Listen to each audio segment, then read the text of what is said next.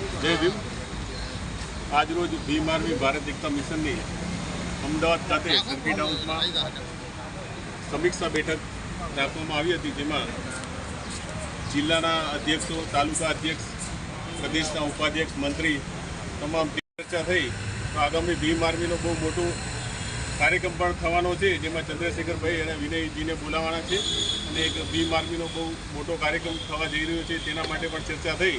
બધાના સાથ સહકારથી મોટો કાર્યક્રમ પણ થશે અને ગુજરાતભરમાં જે પણ પ્રશ્નો હશે તેના સોલ્યુશન માટે પણ ભીમ આર્મી હંમેશા તૈયાર છે, તત્પર છે।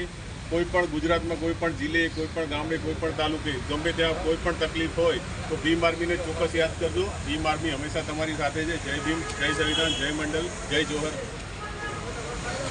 આપણી સાથે મહિલા અધ્યક્ષ જેવા તાલુકામાંથી છે કુસુમબેન આજની જે મીટિંગનું આયોજન કરાવું એમાં શું ઉદ્દેશ હતા અને બહુજન સમાજ મુવમેન્ટ માટે જે ભીમ આર્મીની જે રણનીતિ છે તે વિષય પર આપ શું કહેવા માંગશો? જય ભીમ, જય સંવિધાન।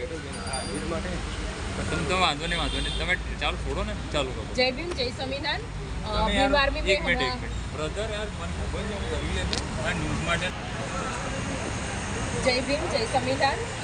ભીમ આર્મી મેં હમણાં રિસેન્ટલી જોઈન કર્યું છે અને આ ફર્સ્ટ મીટિંગ છે અને આમાં ભીમ આર્મી કઈ રીતે કામ કરે છે એ પ્રદેશ અધ્યક્ષ શ્રી કમલેશભાઈ ધવલ એમના દ્વારા સારી એવી માહિતી મળી છે અને અત્યાર સુધી મેં તો શરૂઆતમાં જોઈન જ કર્યું છે, તો કોઈ કામની કોઈ લાઈન લઈને નહોતી, વર્કશીટ ડિક્લેર થઈ છે એટલે અમને માહિતી આપી છે સરે, તો એમની અધ્યક્ષતા નીચે અમે કામ કરીશું અને ગુજરાતમાં ભીમ આર્મી સંગઠન મજબૂત બને એવા પ્રયત્નો કરીશું। જય ભીમ, જય ભીમ।